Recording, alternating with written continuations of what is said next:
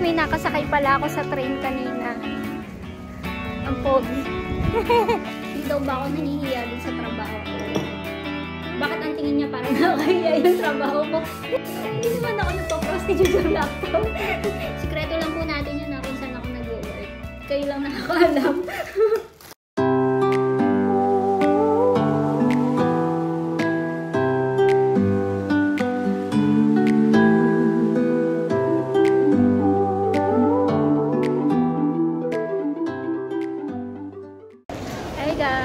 Pagkatapos lang ng work ko today at ako ay mamalengke tayo.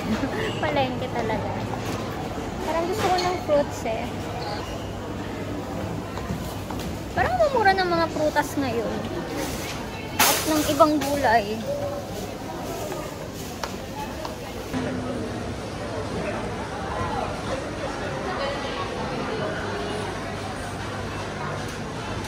Ganda ng fruits dito.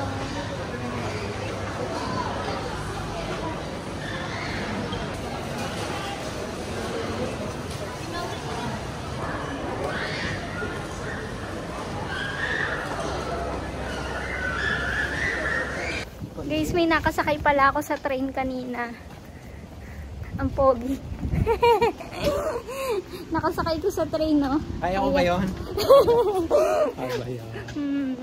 Tamang-tama, may binili akong mabigat. May taga-bit-bit ako. Tapos, ito pa. Ililibre daw niya ako ng ice cream. Totoo nga. Bili na kami ice cream. Butit maaga akong nakauwi ngayon. Nagkasabay pa kami sa train. So, hindi na lang ako nag-bus. Uwi natin sa bahay.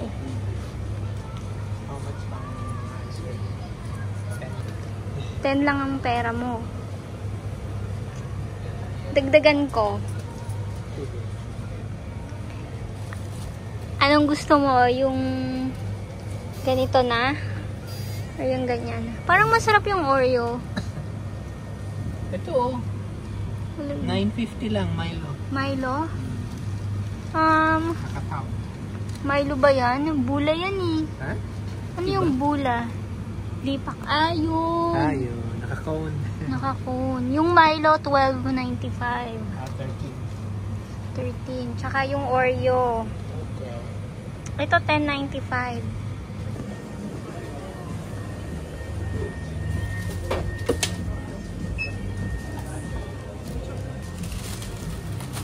Yay, may ice cream ako.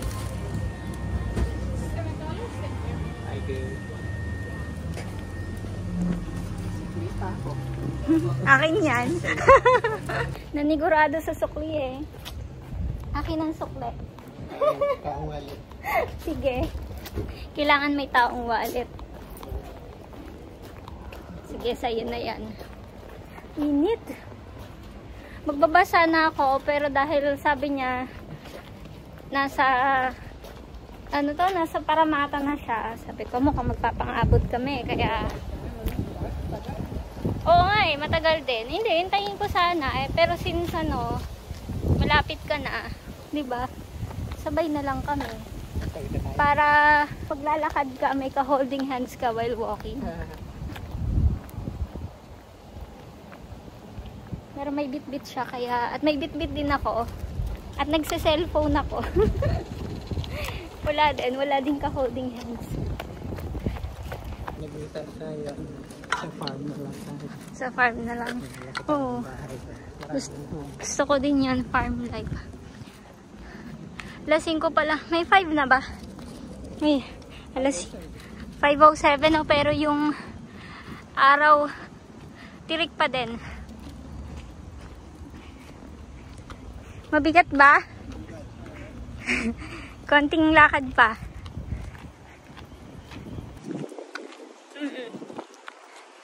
Tingnan mo yung noo ko. Hindi ko hintaw. 8 minutes walk pa bago kami makarating sa bahay. Hindi ako babanggain yan. Malayo-layo pa ang lakarin namin.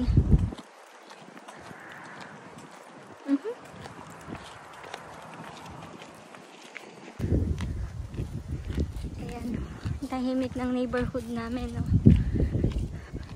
Malayong malayo sa pinanggalingan namin sa Pinas. Maingay, magulo. Pero, masaya naman doon. Di, lilipad na yung $5 mo. Pag lumipad yan, sasaluhin ko. Hahabulin ko yan.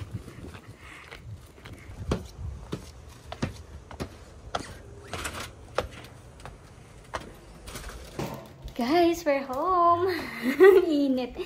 Grabe yung pawis ko. Lakad po kami. Kaya tayo.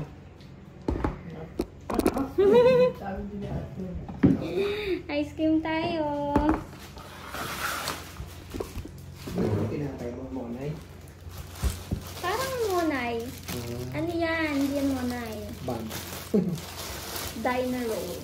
Ano ba tawag dito? Dinner. Dinner. Dinner roll. Sa diner.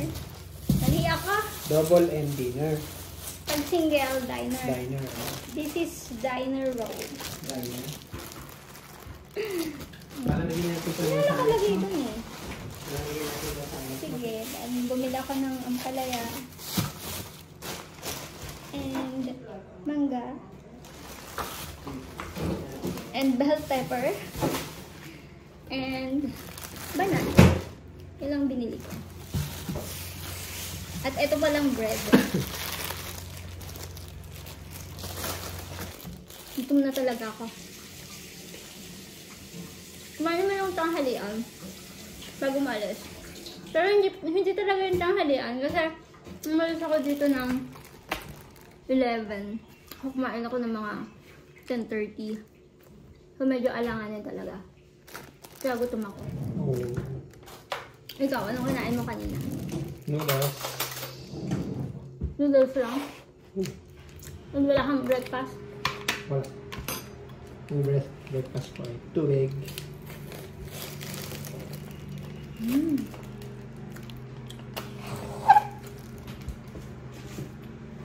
Eh, may yung Madaling kuhan. Ano yung kakainin ko? Ano? Oh, ito. kahit alin. Ito, sombrero. Hindi, ano yan? Taro bread. Samantasa. Ano po? Kung ano, nakalimutan ko na. Samantasa. Ito. Bowl. Sa pangasarap. Masarap mag-ice cream pag mainit ang So, maliit. panahon. Pag ganitong weather, iba yung init ngayon, guys.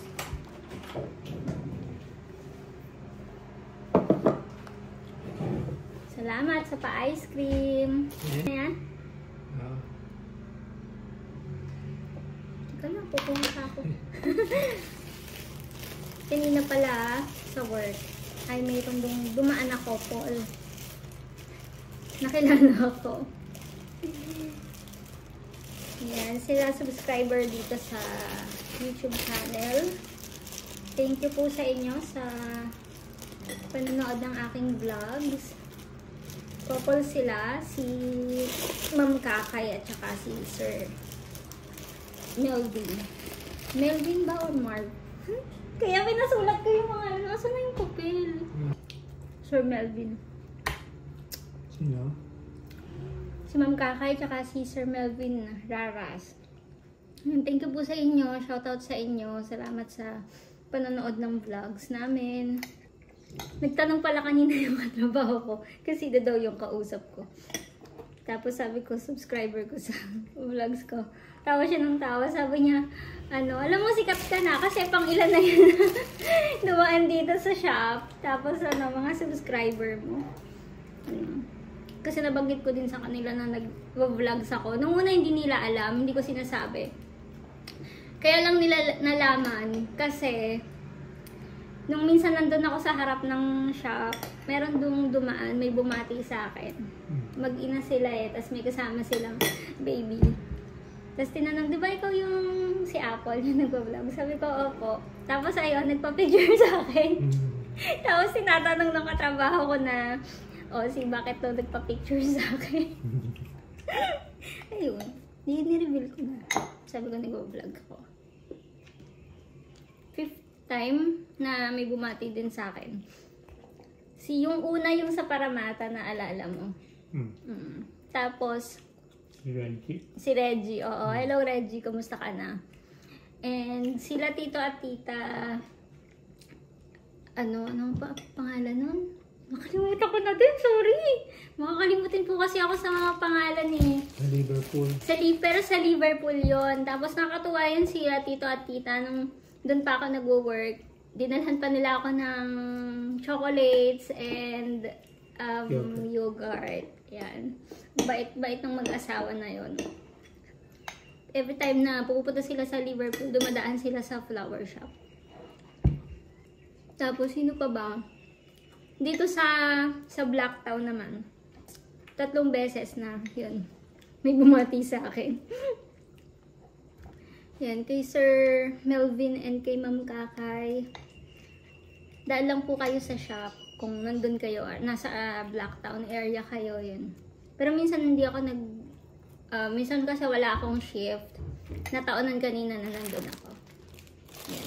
Sikreto lang po natin yun na kung saan ako nagwo-work. Kayo lang nakakaalam. Guys, may kwento pala ako sa inyo. May kwento ako sa Lodi. So, hindi kanina. Nung isang araw pala, nandun ako sa harap ng shop. Lagi kasi ako sa lease line eh. So, lagi akong nasa labas. And, nag-approach talaga ako ng mga dumadaan doon. Yung potential customer, diba? Nasa sales tayo eh. Yun ang trabaho natin. Part ng trabaho ng sales yan. Na mag-approach ng tao, naghanap ng potential clients, potential customers, and I've been doing it ever since nag-start ako sa sales.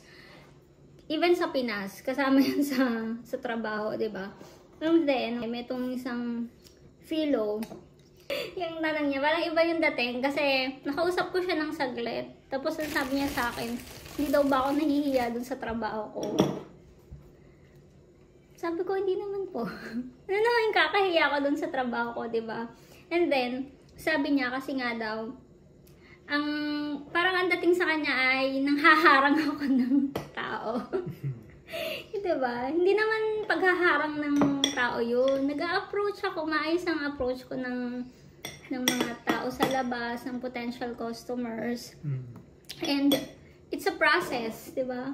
Part yun ng trabaho. Yun yung process namin para makakuha ng leads, ng sales, yun, ng potential customers. And sabi niya, hindi daw ba ako nahihiya dun sa trabaho ko. Kasi nga, parang nanghaharang ako ng tao. Hindi naman ako namimilit ng tao para bumili. So sabi niya sa akin na, mas okay pa daw magtrabaho sa mga factory, ganyan, or sa cleaning, or babysitting, kasi at least daw yun, di ba? Hindi mo kailang mamilit ng tao. Na, parang hindi ko lang siya mag-gets. Sa akin naman, okay, siguro, hindi lang niya naiintindihan yung trabaho namin, di ba? Opinion niya yun. Wala lang akong time na makipag-usap ng ganong katagal sa kanya. But if it's work-related, diba? Kung tungkol dun sa mga paninda yung pag-uusapan namin, i-entertain ko siya. But since medyo personal yung tanong niya sa akin,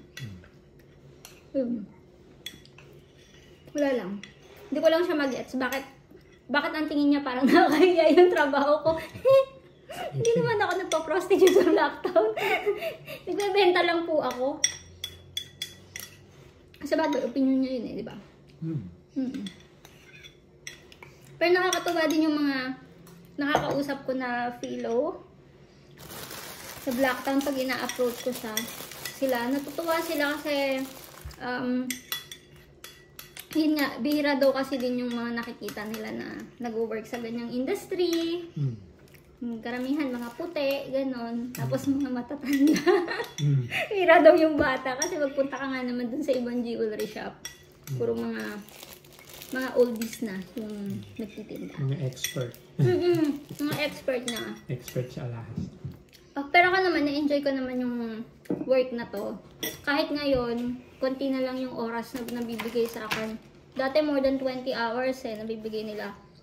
Pero nung natapos tong Black Friday, tong New Year's, Christmas sales, konti na lang. Kasi nga, yung mga tao ngayon nagtitipid, diba? Dahil dumaan ng holiday. Pero okay lang. Ang importante, meron pa namang shift na binibigay sa akin.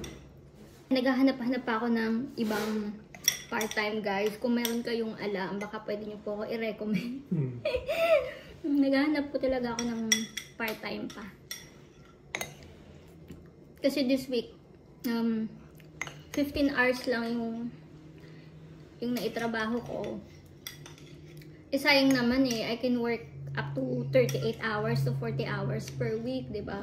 Kailangan ko talaga ng ibang pagkakakitaan pa.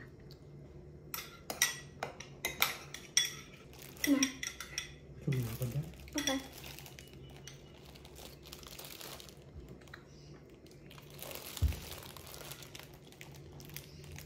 Tikim ng ice cream.